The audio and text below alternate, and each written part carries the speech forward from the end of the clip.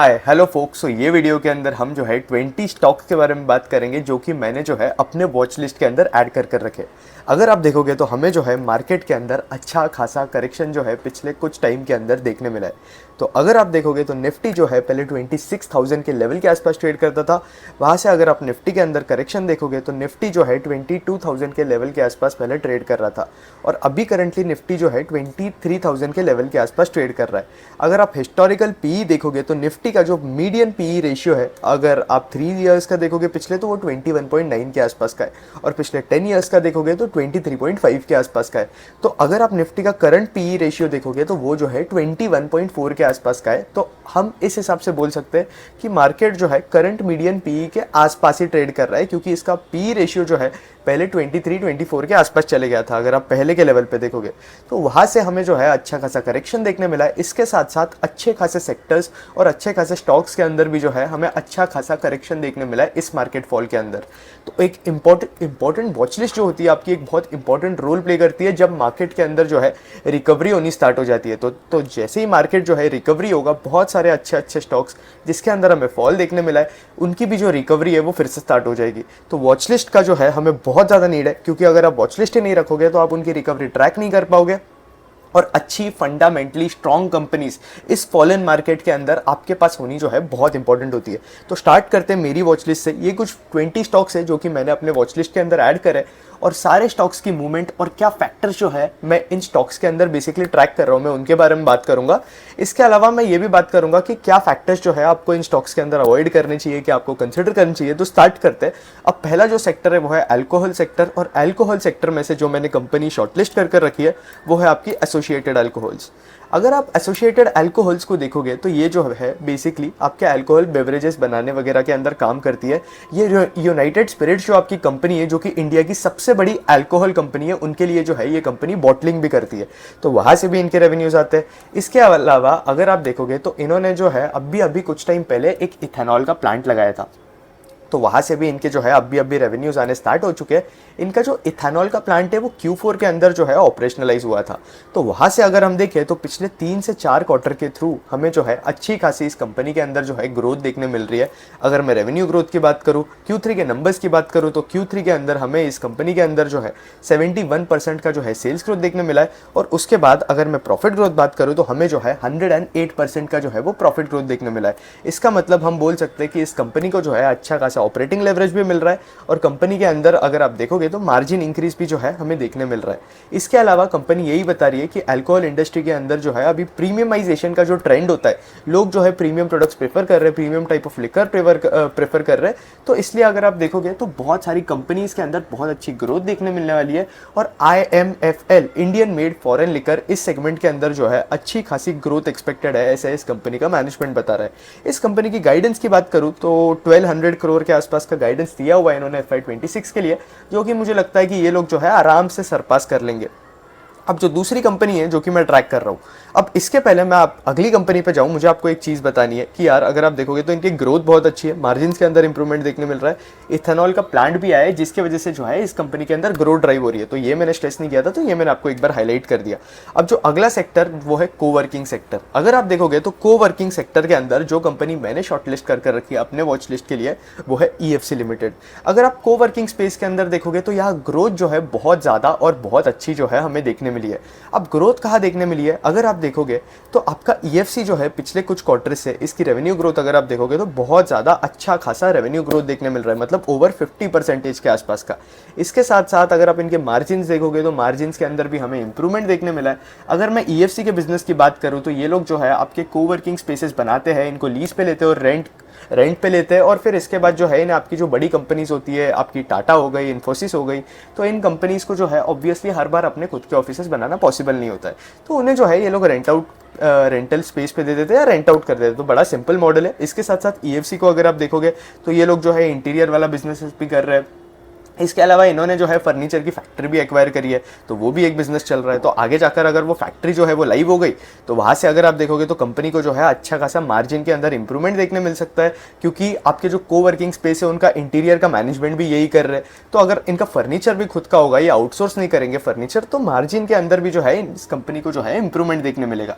तो उस हिसाब से मुझे ऐसा लगता है कि ईएफसी जो है एक अच्छी बेट है जो कि आपके वॉच लिस्ट के अंदर होनी चाहिए। अब ईएफसी के अंदर आपको जो है इसका एग्जीक्यूशन ट्रैक करना पड़ेगा, top line growth, bottom line growth और मार्जिन ग्रोथ ट्रैक करना पड़ेगा। इसके अलावा मैं अगर बताऊं तो ईएफसी के मैनेजमेंट ने जो है पहले 100% का गाइडेंस दिया था, जो कि मुझे ईएफसी को जो है एक बहुत इंटरेस्टिंग बेट बता रहा था। लेकिन इसके बाद अगर आप देखोगे तो मैनेजमेंट ने जो है अब भी इनका गाइडेंस रिड्यूस किया है और गाइडेंस जो है 50% के आसपास कर दिया है। लेकिन स्टिल अगर आप ईएफसी का जो है प्राइस टू अर्निंग्स रेशियो देखोगे तो करंटली ईएफसी जो है 22 के प्राइस टू अर्निंग्स के आसपास ट्रेड कर रहा है, और 22 के पीई पे 50% का ग्रोथ इंजन जो है नॉट अ बैड ऑप्शन है। इसलिए ईएफसी को भी जो है मैंने अपने वॉच लिस्ट के अंदर ऐड कर रखा है। अगर आप देखोगे तो Q4 के अंदर ईएफसी के टॉप लाइन के अंदर जो है आपको अच्छा खासा ग्रोथ देखने मिलना चाहिए, और इसके अलावा बॉटम लाइन के अंदर भी जो है हमें अच्छा खासा ग्रोथ एक्सपेक्टेड है ईएफसी के अंदर। अगर ये फैक्टर्स और एग्जीक्यूशन सही से चलता है तो ये स्टॉक के अंदर जो है हमें अच्छी खासी री रेटिंग की अपॉर्चुनिटी जो है वो देखने मिल सकती है। अब इसके बाद मैं बात करूं तो होटल सेक्टर के अंदर एक कंपनी है जिसका नाम है Indian hotels limited. Indian hotels limited अगर आप देखोगे IHCL आपके होटल कंपनीज के अंदर जो है बेसिकली सबसे बड़ी कंपनी है। तो इस कंपनी के अंदर अगर आप देखोगे तो ग्रोथ जो है पिछले कुछ क्वार्टर से अच्छी देखने मिल रही है। अगर आप देखोगे तो 30% के आसपास का जो है हमें रेवेन्यू ग्रोथ देखने मिल रहा है, मार्जिन के अंदर इंप्रूवमेंट देखने मिल रहा है अगर आप देखोगे तो, और इसके साथ साथ कंपनी को जो है इनका जो रेवेन्यू ग्रोथ है, प्रॉफिट ग्रोथ भी जो है करंटली उसके एट पार ही चल रही है। तो ये सब चीज़ें तो ठीक चल रही है। इसके साथ साथ आपके होटल वाली कंपनीज के अंदर इंडियन होटल जो है सबसे बड़ी कंपनी है। तो इतनी बड़ी कंपनी होने के बाद भी, इतना बड़ा बेस होने के बाद भी ये कंपनी जो है अच्छा खासा फास्ट ग्रोथ जो है हमें दिखा रही है। अगर आप देखोगे तो मेरा पेस जो है इस वीडियो के अंदर थोड़ा फास्ट है, क्योंकि मैं इन स्टॉक्स को जो है ऑलरेडी चैनल पे कवर कर चुका हूँ। तो अगर आपको लग रहा है चीज़ें थोड़ी फास्ट जा रही है तो मेरा मेन एम यही है कि यार आपको मुझे वॉच लिस्ट देनी है, ये स्टॉक्स के आइडियाज़ देने, और इसके साथ साथ मैं कौन से फैक्टर्स इन स्टॉक के अंदर ट्रैक कर रहा हूँ वही बताना है। बाकी आप इनका एनालिसिस वगैरह जो है चैनल पर ऑलरेडी कवर किया हुआ है, तो वो आप जाके चेकआउट कर सकते हो। तो इंडियन होटल्स पे कंटिन्यू करते हैं। इसके साथ साथ अगर आप देखोगे तो ये लोग जो है एसेट लाइट मॉडल की तरफ भी शिफ्ट हो रहे हैं। अब एसेट लाइट मॉडल मतलब ये लोग जो है होटल्स को एक्वायर करेंगे बेसिकली अगर आप देखोगे तो, और उनका मैनेजमेंट फीस वगैरह जो है ये लोग चार्ज करेंगे। फिर उसके बाद अगर आप देखोगे तो आपके होटल इंडस्ट्री के अंदर जो है पिछले कुछ क्वार्टर से डिमांड हमें अच्छी खासी देखने मिल रही है, और आपकी जो होटल कंपनी है इंडियन होटल्स ने भी अपने कॉन कॉल के अंदर बताया है कि रेफ पार जो है 13% से इंक्रीज हुआ है। रेफ पार एक इंपॉर्टेंट मेट्रिक होता है जो कि आपको होटल कंपनीज के अंदर ट्रैक करना चाहिए। और फिर उसके बाद अगर आप देखोगे तो इन्होंने 20 होटल्स के आसपास साइन किए, मैनेजमेंट फीस के अंदर इंक्रीज देखने मिला है जो कि इनका एसेट लाइट मॉडल के अंदर काम करता है। और इसके बाद अगर आप देखोगे तो कंपनी का मैनेजमेंट वही बता रहा है कि Q4 के अंदर भी जो है ये ग्रोथ मोमेंटम सस्टेन रहेगा, और Q1 FY26 के अंदर भी हमें जो ये ग्रोथ मोमेंटम देखने मिल रहा है वो सस्टेन हो सकता है। तो ये कुछ पॉजिटिव फैक्टर्स है। अब हमें ये देखना चाहिए कि होटल इंडस्ट्री के अंदर जो ये टेलविंड्स चल रही है वो कितने टाइम तक जो है हमें देखने मिलती है, क्योंकि अगर आप देखोगे तो बहुत सारे इवेंट्स वगैरह हुए अभी, इसके वजह से आपके होटल इंडस्ट्री के सारे स्टॉक्स जो है अच्छा परफॉर्म कर रहे हैं। तो ये एक स्टॉक है जो कि आपको ट्रैक करना चाहिए।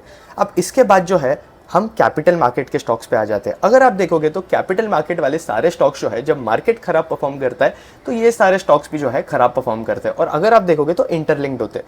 जब मार्केट के अंदर वॉल्यूम्स रिड्यूस होते जाते हैं तब ये स्टॉक्स के अगर आप देखोगे तो रेवेन्यू ग्रोथ रिड्यूस होते जाती है, मार्जिन रिड्यूस होते जाती है, प्रॉफिटेबिलिटी की ग्रोथ रिड्यूस होते जाती है, क्योंकि आपके जो ट्रेडिंग वॉल्यूम्स है उसके अंदर हमें जो है फॉल देखने मिलता है। तो इसलिए अगर मैं CDSL की बात करूँ तो पहले CDSL जो है अच्छा खासा ग्रोथ दिखा रहा था। अब CDSL का किसी को बिजनेस मॉडल नहीं पता है तो CDSL जो है एक डिपॉजिटरी, तो CDSL के अंदर अगर आप देखोगे तो पिछले 4 से 5 क्वार्टर से कंपनी जो है ओवर 50% पे ग्रो कर रही थी। लेकिन अगर आप अभी CDSL को देखोगे तो ग्रोथ के अंदर हमें जो है स्लो डाउन देखने मिला है, और ग्रोथ जो है करंटली 30% के आसपास जा चुकी है CDSL की। तो ये एक नेगेटिव पॉइंट है। इसके अलावा आप एक और चीज देखोगे तो अगर पहले CDSL को जो है अच्छा खासा ऑपरेटिंग लेवरेज मिल रहा था, अभी हमें जो है इसके ऑपरेटिंग लेवरेज के अंदर भी जो है फॉल देखने मिला है। तो ये एक और नेगेटिव सीन है CDSL का। अब CDSL है तो ऐसे अच्छा स्टॉक, CDSL के वैल्यूएशन वगैरह के अंदर भी अगर आप देखोगे तो पहले से जो है करेक्शन देखने मिला है। अगर आप देखोगे तो CDSL जो है पहले 77 के पी पे ट्रेड करता था जब मार्केट जो है पीक परफॉर्मेंस पे था, बट अभी अगर आप देख रहे हो तो मार्केट के अंदर ही करेक्शन देखने मिला है, तो इसलिए CDSL के वैल्यूएशन के अंदर भी जो है करेक्शन देखने मिला है। अब कुछ टाइम से अगर आप देख रहे हो तो मार्केट के अंदर जो है हमें रिकवरी भी देखने मिल रही है, इसलिए अगर आप देखोगे तो आपके कैपिटल मार्केट स्टॉक्स के अंदर भी जो है हमें अच्छी खासी रिकवरी देखने मिल रही है। ओवरऑल अगर मैं अपना आउटलुक दूं तो यार लॉन्ग टर्म के हिसाब से कैपिटल मार्केट स्टॉक्स जो है उनके ऊपर मेरा बहुत ज़्यादा पॉजिटिव आउटलुक है, क्योंकि इंडिया के अंदर अभी भी फाइनेंशियलाइजेशन ऑफ एसेट जो है वो हमें अभी तक देखने नहीं मिला है। तो उससे रिलेटेड आउटलुक जो है मेरा बहुत ज़्यादा पॉजिटिव है। लेकिन अभी करेंटली शॉर्ट टर्म में अगर मैं बताऊँ तो यार हेडविंड्स हमें देखने मिल रहे हैं आपके कैपिटल मार्केट के अंदर, और जब तक आपका कैपिटल मार्केट अच्छा परफॉर्म नहीं करता, ये कैपिटल मार्केट वाली कंपनीज भी जो है उनका भी परफॉर्मेंस जो है इस तरीके का ही रहेगा। तो ये कुछ फैक्टर्स है जो कि आपको ट्रैक करनी चाहिए। फिर उसके बाद मैं एक और कैपिटल मार्केट के स्टॉक पे आ जाता हूँ, वो है नुवामा वेल्थ मैनेजमेंट। नुवामा के केस में भी वही था, जब मार्केट अच्छा परफॉर्म कर रहा था तब नुवामा भी अच्छा परफॉर्म कर रहा था। अभी अगर आप देखोगे तो मार्केट खराब परफॉर्म कर रहा है तो नुवामा की भी जो ग्रोथ है वो 22% के आसपास आ गई है। पहले ये ग्रोथ जो है 40-50% के आसपास थी, तो ग्रोथ के अंदर हमें फॉल देखने मिला है। अब नुवामा के अंदर इतनी अच्छी ग्रोथ क्यों देखने मिल रही थी, क्योंकि अगर आप देखोगे तो इनका कैपिटल मार्केट वाला जो सेगमेंट है वो सबसे अच्छा परफॉर्म कर रहा था, और अभी अगर आप देख रहे हो तो उसी सेगमेंट के अंदर जो है उसकी pace of growth of revenue के अंदर जो है हमें फॉल देखने मिला। तो ये एक सीन हो गया नुवामा का, जो कि अभी करंटली जो है प्रॉब्लम के अंदर है। इसलिए नुवामा अगर आप देखोगे तो वही है कि नुवामा की वैल्यूएशंस अगर आप देखोगे तो नुवामा के वैल्यूएशंस के अंदर भी जो है हमें करेक्शन देखने मिला है। पहले 30 के पीई के आसपास ट्रेड करता था, अभी करंटली 23 के पीई के आसपास ट्रेड कर रहा है। तो कैपिटल मार्केट्स अगर रिकवर होने स्टार्ट हो गए तो मेरी एक्सपेक्टेशन ये है कि ये भी स्टॉक जो है अच्छा खासा परफॉर्म करना स्टार्ट कर देगा। अब एक रिस्क है कि बहुत सारी आपकी कैपिटल मार्केट कंपनीज यही बता रही है कि Q1 FY26 के अंदर आपका मार्केट रिकवर होगा। तो अगर मार्केट रिकवरी के अंदर जो है थोड़ा स्लो डाउन देखने मिलता है तो आपकी नुवामा हो गया, एंजल वन हो गया, CDSL हो गया, ये कंपनी जो है अच्छा परफॉर्म नहीं करेगी। इसके साथ साथ अब एक और चीज़ है कि अगर मार्केट ही रिकवर नहीं होता है तो ये कंपनीज की अर्निंग्स तो बस भाड़ में चली जाएगी। तो ये एक नेगेटिव पॉइंट है जो कि मुझे आपको हाईलाइट करना था। और एक और चीज़ है यार जो कि मुझे आपको हाईलाइट करना है, अब एक और स्टॉक है एंजल वन। अब एंजल वन के ब्रोकिंग वॉल्यूम्स के अंदर भी जो है हमें फॉल देखने मिला है। अगर आप देखोगे तो वैल्यूएशन भी जो है ये रीज़न की वजह से अच्छी खासी करेक्ट हो चुकी है। अगर आप एंजल वन का पी देखोगे तो एंजल वन जो है 22 के पी के आसपास ट्रेड करता था। अभी करंटली अगर आप एंजल वन को देखोगे तो 15 के पी के आसपास कंपनी जो है ट्रेड कर रही है। सीन वही है कि यार मार्केट जो है खराब परफॉर्म कर रहा है, ट्रेडिंग वॉल्यूम्स के अंदर जो है हमें फॉल देखने मिला है। अगर आप देखोगे तो पहले जो है सिर्फ मंथ ऑन मंथ फॉल देखने मिल रहा था हमें, अभी करंटली अगर आप देखोगे तो एंजल वन के मंथली बिजनेस के अपडेट के अंदर हमें जो है ईयर ऑन ईयर का फॉल देखने मिल रहा है। ऐसे तो अगर आप देखोगे तो कैपिटल मार्केट वाली कंपनीज जो है बता रही है कि आगे जाकर रिकवरी होगा, ये होगा, तो वो जो है हमें ट्रैक करना पड़ेगा। अगर रिकवरी नहीं हुआ तो ये सारे स्टॉक्स जो है अच्छा खासा सफ़र कर सकते हैं। तो ये चीज़ जो है आपको मार्केट के वॉल्यूम्स वगैरह और किस तरीके की ग्रोथ आ रही है, ये कुछ फैक्टर्स है जो कि आपको ट्रैक करने चाहिए आपकी एंजल वन और कैपिटल मार्केट की कंपनीज के अंदर। तो ये कुछ चीज़ें हैं जो कि आप एक्चुअली ट्रैक करो। एंजल वन के मंथली अपडेट्स वगैरह जो है आते रहते हैं, तो ये भी जो है आपको चेकआउट करना चाहिए। अब उसके बाद मैं एक और स्टॉक की तरफ जाऊँ तो उसके पहले मैं जो है एंजल वन के डिवीजन डिस्कस कर लेता हूँ। एंजल वन के डिवीजन अगर आप देखोगे तो एंजल वन जो है पहले सिर्फ ब्रोकिंग डिवीजन के अंदर था। इनके मैक्सिमम रेवेन्यूज जो है वो ब्रोकिंग वाले डिवीजन से ही आते हैं, बट अगर आप देखोगे तो अभी ये लोग जो है ब्रोकिंग को छोड़कर बाकी डिवीजन के अंदर भी एक्सपांड कर रहे हैं, क्योंकि कंपनी को जो है अपने रेवेन्यूज जो है वो डाइवर्सिफाई करने, इसलिए ये लोग दूसरे स्ट्रीम ऑफ रेवेन्यूज की तरफ भी जो है वो जा रहे हैं। तो इसलिए अगर आप देखोगे तो वेल्थ मैनेजमेंट के अंदर भी ये लोग एंटर हुए। वेल्थ मैनेजमेंट के थ्रू इस कंपनी को जो है अगर आप देखोगे तो अच्छे खासे रेवेन्यूज अभी तक नहीं आ रहे। ये सब चीज़ें आने के लिए जो है हमें टाइम लगेगा, थोड़ा टाइम जो है 1 से 2 साल हमें इस चीज़ के लिए लगेगा। फिर उसके बाद अगर मैं बात करूँ तो हॉस्पिटल सेक्टर के अंदर आ जाते हैं। अगर आप हेल्थ केयर सेक्टर के अंदर देखोगे तो हमें जो है हेल्थ केयर सेक्टर के अंदर हाई रिलेटिव स्ट्रेंथ इंडेक्स जो है वो देखने मिला है। तो हॉस्पिटल सेक्टर के अंदर 2 स्टॉक्स जो कि मैं करेंटली ट्रैक कर रहा हूँ। अब ऑब्वियसली मैक्स हेल्थ केयर एक ऐसा स्टॉक है जो कि बहुत टाइम से अच्छा परफॉर्म कर रहा है आपके हॉस्पिटल सेक्टर के अंदर, क्योंकि अगर आप देखोगे मैक्स हेल्थ केयर के अंदर एक प्रॉब्लम हुई है कि स्टॉक की जो वैल्यूएशन है वो बहुत ज़्यादा हाई लेवल पे पहुंच चुकी है। मतलब इसका अगर आप पी देखोगे तो यार 105 के आसपास का स्टॉक का पी है, ट्रेलिंग 12 मंथ्स का पी, और अभी जो है स्टॉक करेंटली 100 के पी पे ट्रेड कर रहा है। रीजन बीइंग मैक्स इतने ज़्यादा वैल्यूएशन पे है। ऐसे तो हॉस्पिटल कंपनीज के अंदर आपको जो है ईवी टू एबिटा ट्रैक करना चाहिए, जो कि ज़्यादा बेटर मेट्रिक है। तो अगर आप हॉस्पिटल स्टॉक्स के अंदर देखोगे तो ईवी टू एबिटा मैक्स का जो है वो 60 के आसपास चले गए करंटली। तो ये एक सीन है। मैक्स इतना ज़्यादा वैल्यूएशन पे है क्योंकि मैक्स के अंदर हमें जो है ग्रोथ अच्छी खासी देखने मिल रही है। पूरे हेल्थ केयर सेक्टर के अंदर अगर आप देखोगे तो मैक्स जो है सबसे ज़्यादा फास्ट पेस पे ग्रो कर रहा है 40% के आसपास का। तो अब मैक्स जो है एक और चीज़ कर रहा है, हॉस्पिटल इंडस्ट्री क्या कर रही है, पूरे इंडस्ट्री के अंदर जो है केपेक्स चल रहा है। केपेक्स जो है दो टाइप के हो रहे हैं, एक हो रहा है आपका ग्रीन फील्ड केपेक्स और दूसरा जो हो रहा है आपका ब्राउन फील्ड केपेक्स। अब जैसे जैसे केपेक्स आपका लाइव होता है, आपकी कंपनी के अंदर जो है रेवेन्यू ग्रोथ भी आनी स्टार्ट हो जाती है, और जैसे जैसे आपका केपेक्स होता रहता है आपके मार्जिन जो है थोड़ा डिप लेते हैं। इसलिए अगर आप देखोगे तो मैक्स को भी जो है ऑपरेटिंग लेवरेज नहीं देखने मिल रहा है। ये एक सीन है, बट स्टिल मैक्स इतना बड़ा बेस होने के बाद भी पूरे इंडस्ट्री के अंदर सबसे फास्ट पेस पे ग्रो हो रही है, ये एक अप्रिशिएबल बात है। अब इसके बाद मैं कौन सा स्टॉक को ट्रैक कर रहा हूँ, मैं जो है यथार्थ हॉस्पिटल्स को ट्रैक कर रहा हूँ। अगर आप ये देखोगे तो यथार्थ हॉस्पिटल के स्टॉक प्राइस के अंदर जो है हमें अच्छा खासा करेक्शन देखने मिला है। स्टॉक जो है 627 के लेवल पे ट्रेड कर रहा था, करंटली स्टॉक जो है अभी 424 के लेवल के आसपास ट्रेड कर रहा है। ईवी टू एबिटा वाइज अगर मैं मल्टीपल वाइज भी कंपेयर करूँ तो स्टॉक का जो ईवी टू एबिटा मल्टीपल है वो 25 के आसपास था पहले, और अभी स्टॉक का मल्टीपल अगर आप देखोगे तो 17 के आसपास जो है इसका ईवी टू एबिटा मल्टीपल है। तो ईवी टू एबिटा वाइज भी अगर मैं पूरे हॉस्पिटल इंडस्ट्री के अंदर देखूँ तो यथार्थ जो है आपके सबसे लोएस्ट वैल्यूएशन पे अवेलेबल है। और इसके साथ साथ यथार्थ के अंदर एक चीज़ है कि इस कंपनी के अंदर जो है ग्रोथ भी है। अगर आप देखोगे तो नारायणा हृदयालय का जो आपका ईवी टू एबिटा मल्टीपल है वो भी कम है। कोवई के केस में अगर आप देखोगे तो उनका भी ईवी टू एबिटा का मल्टीपल कम है, लेकिन यथार्थ के केस में हमें जो है अच्छी खासी ग्रोथ देखने मिल रही है, तो that is again a positive thing. इसके साथ साथ यथार्थ का जो मैनेजमेंट है 30% का गाइडेंस दे रहा है। इन्होंने जो है 2 हॉस्पिटल्स एक्वायर किए, इनकी अगर आप बेड कैपेसिटी देखोगे तो 50% से इंक्रीज हुई है, और कंपनी यही बता रहा है कि Q1 FY26 तक इनके जो हॉस्पिटल्स है वो ऑपरेशनलाइज हो जाएंगे। कॉस्ट जो है इन्होंने बेयर कर लिया है। अगर आप एबिटा वाइज देखोगे तो यार 25% का एबिटा का गाइडेंस दे रही है कंपनी का मैनेजमेंट, और आगे जाकर हमें मार्जिन के अंदर जो है इंप्रूवमेंट देखने मिलेगा। तो यथार्थ का जो ऑलरेडी मैं डिटेल वीडियो है चैनल पे कवर कर चुका हूँ, तो आप वो जाकर जो है चेकआउट कर लेना। तो इसके अलावा एक और कंपनी है जो कि आपको हॉस्पिटल सेक्टर के अंदर देखनी चाहिए, वो है जीना सीको लाइफ केयर, जहाँ पे भी जो है अर्निंग्स अच्छी खासी देखने मिल रही है। अगर आप देखोगे तो करंटली ये स्टॉक जो है लगभग अपने ऑल टाइम हाई के पास ही है। रीज़न बीइंग इसका वैल्यूएशन भी जो है इतना ज़्यादा हाई है क्योंकि कंपनी के अंदर जो है हमें ग्रोथ अच्छी खासी देखने मिल रही है, तो ये एक रीज़न है। अब करंटली अगर आप देखोगे तो जीना सीको जो है आपकी जैसे नॉर्मल हॉस्पिटल कंपनीज है, यथार्थ हो गया या आपके मैक्स हॉस्पिटल हो गया, इन टाइप की कंपनी नहीं है। ये जो है आपके आयुर्वेदा के अंदर है। तो अगर आप कंपटीशन वाइज देखोगे तो इस कंपनी को जो है सिर्फ पतंजलि से ही कंपटीशन है, बाकी कोई कंपनीज अगर आप देखोगे तो वहाँ से जो है इस कंपनी को कंपटीशन देखने नहीं मिल रहा है। तो ये अगेन जो है एक पॉजिटिव बात है। ये भी एक इंटरेस्टिंग बिजनेस मॉडल है, एकदम हाई ROC बिजनेस मॉडल है, जिसको जो है हम एक और सेपरेट वीडियो के अंदर कवर करेंगे।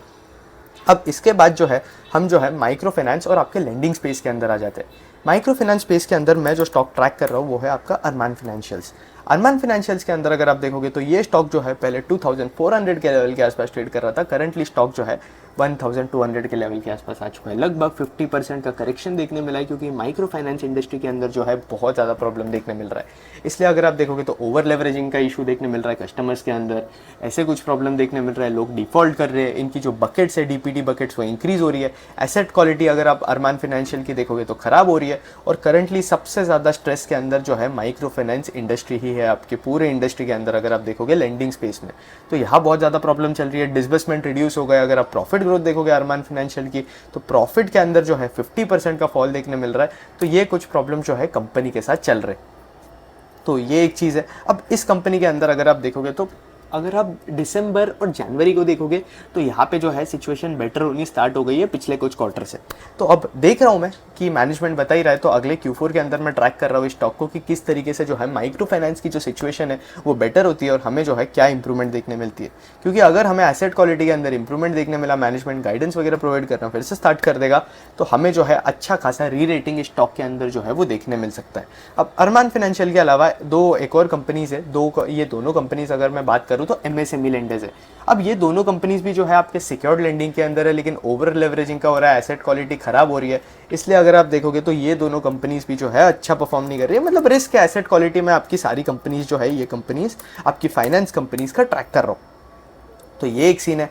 अब इनका मैं बताऊँ 5 स्टार बिजनेस फाइनेंस नाम है इस कंपनी का। तो ये जो है MSME लेंडिंग करती है, आपके जो बिजनेस ओनर्स है, छोटे छोटे बिजनेस ओनर्स होते हैं, उन्हें लोन प्रोवाइड करती है। अब इसका एक और पीयर है जिसका नाम है SBFC फाइनेंस। अब 5 स्टार फाइनेंस और SBFC फाइनेंस भी जो है आपके सिक्योर्ड लेंडिंग के अंदर है, इसलिए इनको जो है इतना ज़्यादा रिस्क देखने नहीं मिल रहा है जितना आपके अरमान फाइनेंशियल को देखने मिल रहा है। तो ये एक सीन है, ये भी एक कंपनी है जो कि आपको ट्रैक करनी चाहिए। अब इनका जो मैनेजमेंट है 5 स्टार का, उसने गाइडेंस रिड्यूस किया है। पहले इनका 30% के आसपास का गाइडेंस था, अभी गाइडेंस जो है कुछ 20% 25% के आसपास कर दिया है। तो एसेट क्वालिटी भी जो है एक इंपॉर्टेंट मेट्रिक है जो कि आपको 5 स्टार और आपका SBFC फाइनेंस के अंदर जो है ट्रैक करना चाहिए। दोनों कंपनीज अच्छी है, दोनों कंपनीज जो है आप इंडिपेंडेंटली जाकर स्टडी कर सकते हो। अब उसके बाद एक और स्टॉक है जो कि मैं क्विक कॉमर्स इंडस्ट्री के अंदर ट्रैक कर रहा हूँ, वो है जोमेटो।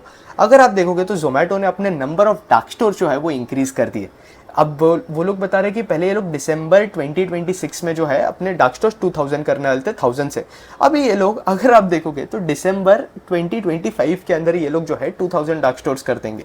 तो अब कोई भी कंपनी अगर अपने डार्क स्टोर्स इंक्रीज कर रही है, मतलब हम ऐसा अज्यूम कर सकते हैं कि इंडस्ट्री के अंदर जो कॉम्पिटिटिव इंटेंसिटी है वो इंक्रीज होते जा रही है, क्योंकि स्विगी भी अपना डार्क स्टोर इंक्रीज कर रहा है, आपका जो जेप्टो है वो भी डार्क स्टोर इंक्रीज कर रहा है। जोमेटो के अंदर अगर आप देखोगे तो करंटली जो है क्विक कॉमर्स से ही जो है मैक्सिमम ग्रोथ देखने मिल रही है, क्योंकि फूड डिलीवरी वाला बिजनेस जोमेटो और स्विगी का जो कि पहले 40% के आसपास का था, अभी करंटली 22% के आसपास ग्रो कर रहा है अगर आप देखोगे तो ये एक सीन है। अब जोमेटो के साथ एक प्रॉब्लम हुई है कि जोमेटो जो है एबिटा नेगेटिव हो गया है, क्योंकि ब्लिंकिट से जो है इन्हें लॉसेस फेस करने मिल रहे हैं ब्लिंकिट की वजह से, क्योंकि ये लोग एक्सपांशन मोड के अंदर है। तो ये एक सीन चल रहा है यार ब्लिंकिट के साथ। अब अगले क्वार्टर के अंदर Q4 के अंदर मुझे ये देखना है कि ब्लिंकिट के लिए कॉम्पिटिशन किस तरीके से प्ले आउट होती है, और जोमेटो को जो है सबसे ज़्यादा फास्ट पेस पे ग्रो करना पड़ेगा। स्विगी जो कि इसका पीयर है उससे ज़्यादा फास्ट पेस पे ग्रो करना पड़ेगा, नहीं तो जोमेटो के स्टॉक के अंदर जो है हमें अच्छी खासी डी रेटिंग देखने मिल सकती है। अब EMS स्पेस के अंदर एक और स्टॉक है जो कि मैं ट्रैक कर रहा हूँ, वो है KRN हीट एक्सचेंजर्स। अब ये स्टॉक क्यों इंटरेस्टिंग है, क्योंकि अगर आप देखोगे तो यहाँ ग्रोथ बहुत अच्छी है। रेवेन्यू ग्रोथ अगर आप देखोगे तो 58% के आसपास ग्रोथ है, ऑपरेटिंग लेवरेज कंपनी को मिल रहा है। इसके अलावा अगर आप देखोगे आई थिंक 70% का कंसोलिडेटेड ग्रोथ है, ऑपरेटिंग लेवरेज कंपनी को मिल रहा है। बस एक रिस्क है इस कंपनी के अंदर, जो कि इसका वैल्यूएशन जो है बहुत ज़्यादा हाई है, 102 के पी के आसपास जो है कंपनी ट्रेड कर रही है ट्रेलिंग 12 मंथ्स पे, तो ये एक बहुत बड़ा रिस्क है। इसके अलावा अगर आप देखोगे तो ये कंपनी जो है 6x का कैपेसिटी एक्सपांशन कर रही है अपने अंदर, मतलब इसके रेवेन्यूज जो है 6x जा सकते हैं, मतलब इसके रेवेन्यू इंक्रीज होने का पोटेंशियल जो है 70 to 80% के आसपास का है। बट अगर आप देखोगे तो इनका केपेक्स लाइव होगा, उसके लिए अपफ्रंट कॉस्ट लेंगे, जिसकी वजह से अगर आप देखोगे तो मार्जिन्स के अंदर हमें कंपनी के फॉल देखने मिलेगा। तो ये सब चीज़ें जो है इस कंपनी के साथ होगी, और इसके साथ साथ आपको इस कंपनी का जो है केपेक्स यूटिलाइजेशन भी ट्रैक करना जो है इंपॉर्टेंट मेट्रिक हो जाएगा।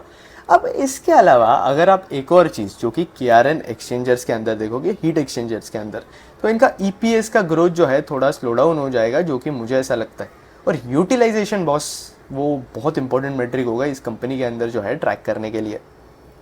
तो और KRN का बिजनेस क्या है, ये लोग जो है आपके कॉइल्स के अंदर है, जो आपके हीटिंग कॉइल्स होते हैं, रेफ्रिजरेशन कॉइल्स होते हैं, कंडेंसेशन कॉइल्स होते हैं, जो कि फ्रिज में यूज़ होते हैं, AC के अंदर यूज़ होते हैं, तो ये कॉइल्स वगैरह जो है ये KRN हीट एक्सचेंजर्स बनाती है। इंटरेस्टिंग यूनिक बिजनेस जो कि आपको स्टडी करना चाहिए। KRN के बाद बात करूँ तो मैं जो है केबल्स और वायर्स इंडस्ट्री के स्टॉक्स को डिस्कस करूँ तो यहाँ कॉम्पिटिटिव इंटेंसिटी बढ़ रही है। अदानी भी एंटर कर चुका है, अल्ट्राटेक वायर्स भी एंटर कर रहा है। तो इन स्टॉक्स के अंदर अगर आप देख रहे हो तो अच्छा खासा डी रेटिंग हमें देखने मिल रहा है। पॉलीकैब जो कि 62 के लेवल के आसपास ट्रेड करता था पी पे, अभी करंटली 42 के पी के आसपास ट्रेड कर रहा है। तो अगर आप इसका मीडियन पी देखोगे तो 38 के आसपास, तो लगभग मीडियन पी के आसपास कंपनी जो है ट्रेड कर रही है। यही सीन हमें देखने मिल रहा है KEI के अंदर। यही सीन अगर आप देखोगे तो हमें एक और कंपनी है यूनिवर्सल केबल, वहाँ पे देखने मिल रहा है। अगर आप देखोगे तो पैरामाउंट कम्युनिकेशन भी एक कंपनी है केबल्स और वायर्स की, वहाँ भी हमें यही सीन देखने मिल रहा है। इंटेंसिटी, कॉम्पिटिटिव इंटेंसिटी जो है बहुत ज़्यादा इंक्रीज हुई है, इसके वजह से ये कंपनी जो है फेस कर रही है करंटली। केबल्स और वायर्स इंडस्ट्री के अंदर एक और हमें प्रॉब्लम ये देखने मिल रही है कि आपका जो गवर्नमेंट स्पेंडिंग है उसके अंदर जो है हमें स्लो डाउन देखने मिला है पिछले कुछ 2 से 3 क्वार्टर से, जब तक इलेक्शन हो चुका है। तो ये एक नेगेटिव पॉइंट है जो कि मुझे हाईलाइट करना है। अगर गवर्नमेंट स्पेंडिंग पिक नहीं करती है तो आपका केबल्स और वायर स्पेस जो है वो भी अच्छा परफॉर्म नहीं करेगा। और ओवरऑल अगर आप देखोगे तो जो सारी कंपनीज जो कि इंफ्रा सेगमेंट के अंदर काम करती है और वहाँ गवर्नमेंट स्पेंडिंग हो रही है और उसी के अंदर स्लो डाउन देखने मिल रहा है, तो ऑब्वियसली कंपनीज की अर्निंग्स और ग्रोथ जो है वो थोड़ी रुक जाएगी। तो ये कंपनीज और ये आइडियाज जो है आपको उस तरीके से जाकर स्टडी करने पड़ेंगे। अब ये सारे आइडियाज जो है मैं चैनल पे कवर कर चुका हूँ। अब इसके पहले मैं आगे के कुछ स्टॉक्स डिस्कस करूँ, मुझे जो है आपको एक चीज़ बतानी है।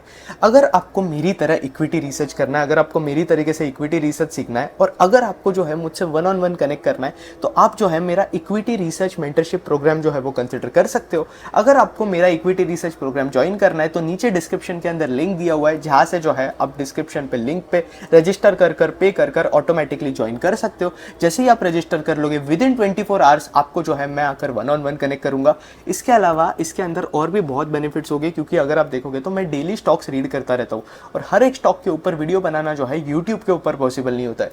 तो हर एक स्टॉक जो कि मैं रीड करता हूँ उसका मैं डिटेल एनालिसिस, मेरा वैल्यूएशन पे क्या आउटलुक है, मैं उसको बाय कर रहा हूँ, सेल कर रहा हूँ, हर एक चीज़ जो है मैं मेंटरशिप प्रोग्राम के ग्रुप के अंदर अपडेट कर रहा होता हूँ। और इसके साथ साथ आपका कोई भी सेक्टर रिलेटेड डाउट है, कंपनी रिलेटेड डाउट है, आपको पता नहीं है कि कौन से सेक्टर को किस तरीके से एनालाइज कर सकते हैं, तो आप मुझसे एनी टाइम 1-on-1 जो है कनेक्ट कर जो है आपके सारे डाउट्स क्लियर कर सकते हो।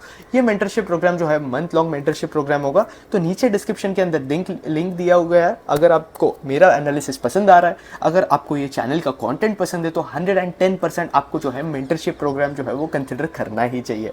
तो मेंटरशिप प्रोग्राम का बस इतना ही था, आगे जाकर हम कुछ और स्टॉक्स पे डिस्कस करते हैं। तो आगे के स्टॉक्स के बारे में अगर मैं बात करूं, तो एक और कंपनी जो कि मैं ट्रैक कर रहा हूँ वो है काइनेस टेक्नोलॉजीज। अब इस कंपनी के अंदर भी जो है हमें अच्छा खासा करेक्शन देखने मिला है, इसलिए ये कंपनी भी जो है इंटरेस्टिंग स्टॉक बनकर आती है। अब एक चीज़ है कि इनके दो सेगमेंट्स है, आपके स्मार्ट मीटर वाला सेगमेंट और रेलवे वाला सेगमेंट, जहाँ पे स्लो डाउन देखने मिल रहा है। और करंटली अगर आप ईएमएस स्पेस के अंदर देखोगे तो सप्लाई चेन इशूज देखने मिल रहे हैं। तो ये कुछ इशूज है जो कि आपको ट्रैक करने चाहिए ईएमएस स्पेस के अंदर, बट स्टिल कंपनी का गाइडेंस अगर आप देखोगे FY26 का तो अच्छा गाइडेंस है, 40-50% के आसपास का गाइडेंस है। मार्जिन्स भी इंप्रूव हो रहे हैं, ऑपरेटिंग लेवरेज भी आगे जाकर कंपनी को मिलेगा। बस एक चीज़ है कि आपके गवर्नमेंट स्पेंडिंग स्लोडाउन की वजह से आपका रेलवेज और स्मार्ट मीटर इफेक्ट हो चुके हैं, एग्जीक्यूशन डिलेज देखने मिल रहे हैं। तो ये दो फैक्टर्स जो है आपको ट्रैक करने पड़ेंगे।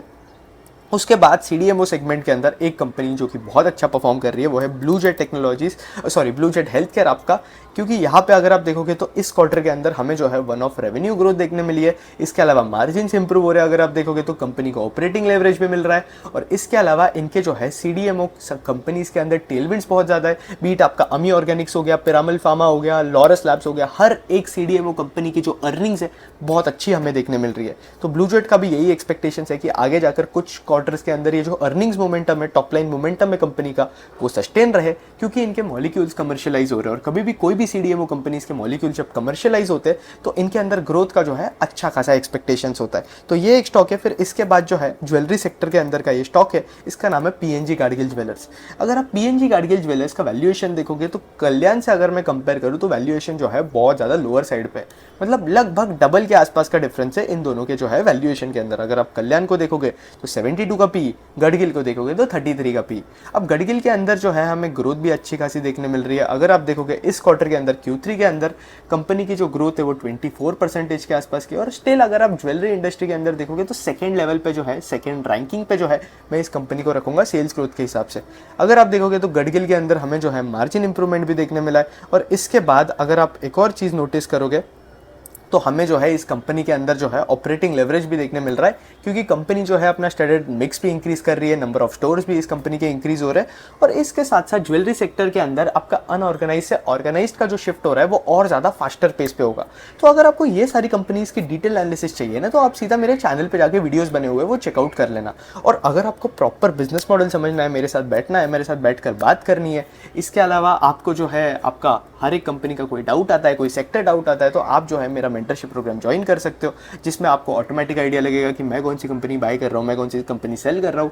इंटेंशन ये है आपको बाय और सेल रिकमेंडेशन एडवाइस देने का नहीं है, इंटेंशन जो है आपको बताने का है, आइडियोलॉजी सिखाने का है कि किस तरीके से जो है मैं चीज़ें बाय करता हूँ, किस तरीके से चीज़ें सेल करता हूँ, क्या आउटलुक होता है। और ऑलरेडी जितने भी मेंटरशिप प्रोग्राम में जो लोग एनरोल कर चुके हैं उनके रिव्यूज़ जो है बहुत ज़्यादा पॉजिटिव है। तो मेंटरशिप प्रोग्राम को कंसिडर करना, नीचे डिस्क्रिप्शन के अंदर लिंक दी गई है। अब उसके बाद मैं बात करूँ तो अगला जो प्लेयर है जो कि है हाउसिंग फाइनेंस के अंदर, जो कि one of the best player लगता है मुझे, इंडिया शेल्टर हाउसिंग फाइनेंस। अब ये भी एक इंटरेस्टिंग प्लेयर है जो कि मैं ट्रैक कर रहा हूँ। अगर आप देखोगे तो रिलेटिव स्ट्रेंथ इंडेक्स पे स्टॉक के अंदर जो है बहुत ज़्यादा हाई देखने मिली है।